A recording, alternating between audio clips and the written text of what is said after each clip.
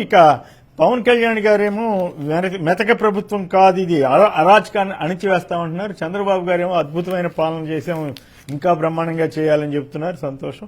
అయితే జూన్ ప్రజాస్వామ్యం గెలిచిన రోజని లోకేష్ గారు అంటున్నారు.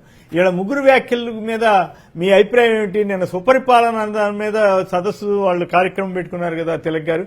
నిజంగా సుపరిపాలన సాగుతుంటే సంతోషించాల్సిందే, కానీ పోలీసు రాజ్యం అనేటువంటి విమర్శ ఎక్కడ చూసినా వస్తా ఉంది.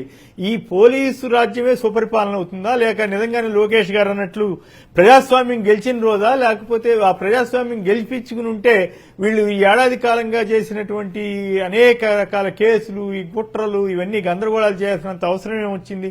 హ్యాపీగా వాళ్ళు పాలన చేసుకోవచ్చు కదా, అద్భుతంగా పాలించామని ఆయన. మళ్ళీ పవన్ కళ్యాణ్ గారు ఇప్పుడు చాలా నీతులు చెప్తున్నారు. మంచిదే, నీతివంతంగా చేస్తే సంతోషమే. కానీ మరి ఇప్పుడు అన్ని సోషల్ మీడియాలో ఆయన గతంలో ఎట్లాంటి వ్యాఖ్యలు చేశారు, ఇప్పుడేం మాట్లాడుతున్నారని ఇవి వస్తున్నాయి. సో ఓవరాల్ గా సుపరిపాలన బాగానే సాగుతున్నట్లు అనుకోవాలా ఏమిటి? ఈ ముగ్గురు ప్రముఖుల వ్యాఖ్యలపైన మీ విశ్లేషణ ఏమిటి? ముందు సబ్జెక్టు దాంట్లో ఒక్క నిమిషం తీసుకుంటాను. మీ పర్మిషన్. జగన్మోహన్ రెడ్డి గారి ఇంటి మీద తాటికాయలు విసిరింది చాలా తేలిగ్గా ఆగతాయితనం అని చెప్పేసి పోలీసులు చెప్తున్నారు.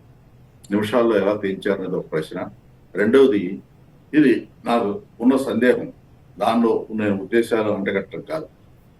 తాటికాయలు విసరడం అనేది రెక్కి కావచ్చు కదా. ఒకవేళ రేపు పొద్దున బాంబులు విసిరితే ఎక్కడ పడతాయో చూసుకోవడానికి రెక్కి కావచ్చు కదా. అంత వివిఐపి ఇంటి మీదకి ఎవరో ఆకతాయితనంగా విసిరారంటే తేలిగ్గా ఎట్లా తీసుకుంటారు? ఆయన వినుకొండ రషీద్ మర్డర్ జరిగినప్పుడు వెళుతున్నప్పుడు పోలీసు వెనకాల వెహికల్స్ లేకుండా చేయడానికి ప్రయత్నం చేశారు. వెహికల్లో ఎంతమంది ఉండాలో నిర్దేశించారు. వెనక జనం రాకుండా నియంత్రించడానికి ప్రయత్నం చేశారు. అక్కడి నుంచి ప్రతిసారి కూడా ఇలాగే జరుగుతోంది. అది ప్రజల్లోకి వెళ్లకుండా జగన్మోహన్ రెడ్డి గారిని నియంత్రించే కార్యక్రమమా, ఆలోచన, లేకపోతే ఇంకేదా లోతైన ఆలోచన ఉందా అనేది ఇక్కడ తాటికాయలు విసిరిన దాంతో కూడా చూస్తే రెక్కీ నిర్వహించడానికి లేదా ఇలాంటి కుట్రలు అమలు చేయడానికి దాని మార్గం సుగమం చేస్తున్నారా అనే సందేహాలు వస్తూ ఉంటాయి. అందువల్ల ఆ కోణంలో కూడా ఆ తాటికాయలు విసిరిన తేలిగ్గా ఆకతాయితనంగా తీసుకోవడానికి వీల్లేదు నా అభిప్రాయం. అది కూడా దాన్ని కూడా సుపరిపాలనలో చూడాల్సి వస్తుందేమో. మంచి ప్రభుత్వం అనే దానికి వస్తే, మంచి ప్రభుత్వం, ప్రజలు మెచ్చుకున్న ప్రభుత్వం, చాలా చేశామనేది ప్రజలు అనాలండి. వాళ్ళు చెప్పుకోవడం కాదు. నువ్వు ఏం చెప్పావు, ఏం చేశావు, దానికి పాయింట్ టు పాయింట్ జవాబు చెప్పినప్పుడు ప్రజలు సంతృప్తి చెందుతారు, లేకపోతే కన్విన్స్ అవడానికి అవకాశం ఉంటుంది. అది చెప్పకుండా చాలా చేశాం, మాది మంచి ప్రభుత్వం అంటే ప్రతిపక్షాలు ముంచే ప్రభుత్వం అంటారు. చాలా చేశామంటే ప్రజల్లో వ్యతిరేకత ఎందుకు వచ్చిందో వాళ్ళు ఆలోచించుకోవాలి, ఆత్మవిమర్శ చేసుకోవాలి. అలా కాకుండా వాళ్ళే సర్టిఫికెట్ ఇచ్చుకుంటే అది ప్రజల్లో ఎలా మెచ్చుకోలకు దారితీస్తుంది? మంచి ప్రభుత్వం అంటున్నారు, మీరు ఇచ్చిన హామీలు ఎన్ని? వ్యతిరేకత వచ్చిందని మీరు అంటున్నారు, కానీ కాదు తిలక్ గారు, వ్యతిరేకత వచ్చిందనేది మీ అభిప్రాయం కావచ్చు. వ్యతిరేకత రాలేదు, అద్భుతంగా పాలించామని చంద్రబాబు గారు కానీ, పవన్ కళ్యాణ్ గారు కానీ, లోకేష్ గారు కానీ అంటున్నారు. ఆ డిఫరెన్స్ ఆఫ్ ఒపీనియన్ ఎవరికైనా ఉంటుంది కదా. వాళ్ళు బాగానే పనిచేస్తున్నామని అనుకుంటున్నారేమో. ఇంతమందిని అరెస్ట్ చేయగలిగాం, ఇంతమంది మీద దాడులు చేశారు, ఇవన్నీ కూడా మరి వాళ్ళకి అది క్రెడిట్ కింద తీసుకుంటారేమో. సరే, కొన్ని స్కీములు అమలు చేసాం, పెన్షన్ లేకపోతే ఇట్లాంటి, సో ఇది సరిపోతుందని వాళ్ళు అనుకుంటున్నారేమో. చంద్రబాబు నాయుడు గారు కార్యక్రమం ఇచ్చారు పార్టీ పరంగా. ఎమ్మెల్యేలు, నాయకులంతా కూడా ప్రజల ఇంటికి గుమ్మం ముందుకు వెళ్లి ప్రజలు ప్రభుత్వం చేసిన కార్యక్రమాన్ని చెప్పాలి. ఎందుకు జరగట్లేదండి? ఎందుకు ధైర్యం చేయటం లేదు? ప్రతి నియోజకవర్గంలో ఎమ్మెల్యేలు ఒక షీట్ ఇవ్వాలి కదా, మేము సక్సెస్ ఇది చేసింది, మేము అధికారం వచ్చేప్పటికి హామీలు ఇచ్చాం, ఇది చేశాం అనేది ఇవ్వచ్చు కదా. ఎందుకు ఇవ్వడం లేదు? ఈ ప్రభుత్వం కూడా మేము సూపర్ 6 ఇచ్చాం, ఇన్ని హామీలు చేసాం, 142 హామీలు ఇచ్చాం, ఆ హామీల్లో వీటిని అమలు చేశాం, వీటిని అమలు చేయడానికి ఇబ్బంది ఉంది, వీటిని అమలు చేయలేము, ఎందుకు చెప్పట్లేదు? అవేమీ చెప్పకుండా వాళ్ళే సర్టిఫికేట్ ఇచ్చుకుని బ్రహ్మాండంగా మేము చేశామని చెప్తే సరిపోతుందా? వైజాగ్ లో రిషికొండ మీద జగన్మోహన్ రెడ్డి గారు 300 కోట్లతో బిల్డింగ్ కట్టారు, వేస్ట్, అది ఆయన కట్టుకున్నాడు, ఆయన సొంత భవనం అయినట్టుగా అని ప్రచారం చేశారు. 300 కోట్లతో యోగాంధ్రాన్ని నిర్వహించారు. సరే, మంచి చెడు నేను దాని గురించి మాట్లాడను. 300 కోట్లతో నిర్వహించిన అవసరమా? ప్రజల ధనంతో ఆ బిల్డింగ్ అంటే జగన్మోహన్ రెడ్డి కట్టిన బిల్డింగ్ అయితే అది పర్మనెంట్ గా ఉండిపోతాయి. ఈ యోగాంధ్ర కార్యక్రమం అడ్వర్టైజ్మెంట్లకి ఫుల్ పేజ్ అడ్వర్టైజ్మెంట్లు ఖర్చు, పబ్లిసిటీ ఖర్చు, బస్సులు ఖర్చు, 3000 బస్సులు, స్టూడెంట్స్ ని రాత్రి మూడు తీసుకొచ్చి అక్కడ పడుకోబెట్టి వాళ్ళకి సరైన సౌకర్యాలు ఇవ్వకుండా, భోజనాలు లేకుండా, పడుకోవడానికి అవకాశాలు లేకుండా ఇంతమంది చేసి మీ ఘనత చాటుకోవడం కోసం 300 కోట్లు ఖర్చు పెట్టారు. జగన్మోహన్ రెడ్డి కట్టిన బిల్డింగ్ పర్మనెంట్ గా ఉంటది, రేపు ప్రభుత్వానికి ఉపయోగపడుతుంది. అవునా? ఇట్లాంటివి చేసి మీరు చెప్పుకోవాలి. మంచి ప్రభుత్వం అంటే పోర్టులు అమ్మటం, పోర్టులు ప్రైవేట్ వాళ్ళకి ఇవ్వటం మంచి ప్రభుత్వం, మంచి పనే. మెడికల్ కాలేజ్ ప్రైవేట్ వాళ్ళకి ఇవ్వటం మంచి పనే.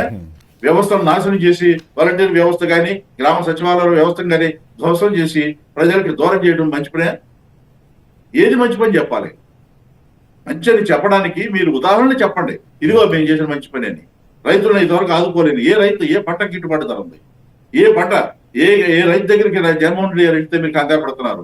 ఇప్పుడు జగన్మోహన్ రెడ్డి గారు పొదిలి వెళ్ళారు, పొగాకు రైతుల దగ్గరికి, పత్తి రైతుల దగ్గరికి వెళ్ళారు, మిర్చి రైతుల దగ్గరికి వెళ్ళారు. వాళ్ళకి గిట్టుబాటు కనీసం ఆ 3 పంటలకైనా గిట్టుబాటు ధర వచ్చిందా? ఎందుకు చేయలేకపోయారు? ఎట్లా మంచి ప్రభుత్వం ఉంది?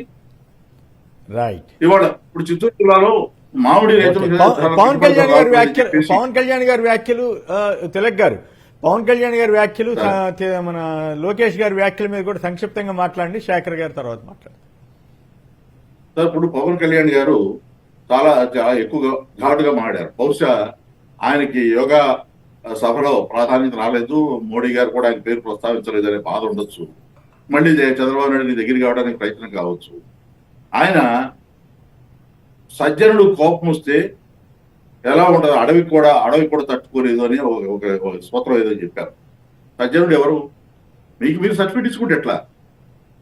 మీ జనసేన కార్యకర్తలు వాళ్ళు ఏమనుకుంటున్నారు? మీరు సర్వే చేసుకోండి, మీరు సజ్జనుడు కాదో తెలుస్తుంది. మీరు ఇంకో మాట కూడా అన్నారు, కాలు అని. ఏ రాజ్యాంగంలో ఉందండి కాలు తీయమని? ఉప ముఖ్యమంత్రి హోదాలో ఉండి కాలు తీస్తామని చెప్పి మాట వాడటం అంటే మీకు ఏ రాజ్యాంగంలో ఉందా మాట వాడచ్చు? సరే, ఉప ముఖ్యమంత్రి హోదాలో ఉండే ఆయన మీద కేసు ఎందుకు పెట్టలేదు? రఫా అని ఎవరో కార్యకర్త ఫ్లెక్సీ పెడితే ఆ కార్యకర్త తెలుగుదేశం కార్యకర్త కాంగ్రెస్, వైఎస్ఆర్ కాంగ్రెస్ పక్కన పెట్టండి. ఫ్లెక్సీ పెడితే మీరు కేసు పెట్టారే. రైట్. కాలు అని ముఖ్యమంత్రి కేసులు పెట్టరు.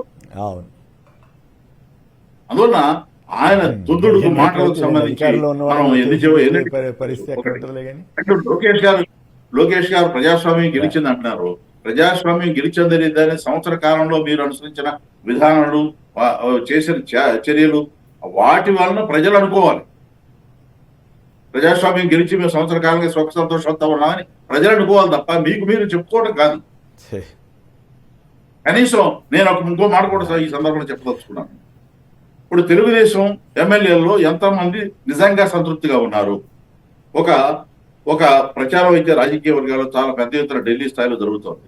ఏమనంటే తెలుగుదేశం ఎమ్మెల్యేల్లో సీనియర్లు చాలా మంది, అందరూ అన్నాం, చాలా మంది సీనియర్లు, కొంతమంది ముఖ్యులు బీజేపీకి టచ్లోకి వెళ్ళారు. అయ్యా, చంద్రబాబు నాయుడు గారు ముఖ్యమంత్రిగా ఉన్నంత వరకు మేము పర్వాలేదు, లోకేష్ గారు ముఖ్యమంత్రి అయితే మేము భరించలేం కాబట్టి మేము బీజేపీలోకి వస్తామని అంటున్నారు. ఇదే నిజమైతే ఎంత ప్రమాదం! ఊహాగానమా? ఏమన్నా అవకాశం ఉందా? ఊహాగానాల గురించి మనం కూడా మాట్లాడటం అంత మంచిది కాదేమో. తెలుగు ఊహాగానం కాదండి, రాజకీయ వర్గాల్లో జరుగుతున్న చర్చ ఇది. అందుకే నేను అన్నాను, అదే నిజం. ఒకవేళ ఇదే నిజమైతే మీరు తెలుగుదేశం ఎమ్మెల్యేలలో నిజంగా సంతృప్తి చెందేది ఎంతమంది? మీరు ఎంతమంది సీనియర్లకు అపాయింట్మెంట్లు ఇస్తున్నారు? ఎంతమందితో మాట్లాడుతున్నారు? ఎంతమందితో చర్చించి విధాన నిర్ణయాలు తీసుకుంటున్నారు? ఎంతమందితో మాట్లాడి మీరు పదవులు ఇస్తున్నారు? అలా చేయట్లేదు కదా. అదే కదా అసంతృప్తి. బీజేపీకి ప్రాధాన్యత ఇస్తారా? మీ మిత్రపక్షం అయినప్పుడు వాళ్ళకి ఎన్ని ఇచ్చారో 3 నామినేటెడ్ పోస్టులు ఇస్తారు. మీరు సంతృప్తి అంటే చెబుతారు. మీ మంచి పాలన నిజమైతే బీజేపీ నాయకులు మీ సభలో ఎందుకు పాల్గొనలేదు? వాళ్ళు ఎందుకు చెప్పలేదు మంచి పాలనని? Okay, right. పురంధరేశ్వరి గారు కూడా ఉన్నారు కదా. రైట్. శేఖర్ గారు సంక్షిప్తంగా మాట్లాడండి. పురంధరేశ్వరి గారు నేను బీజేపీ అనుకోవట్లేదు. శేఖర్ గారు ఢిల్లీ స్థాయి అలా అనుకోవట్లేదు. అది చంద్రబాబు అయ్యో 26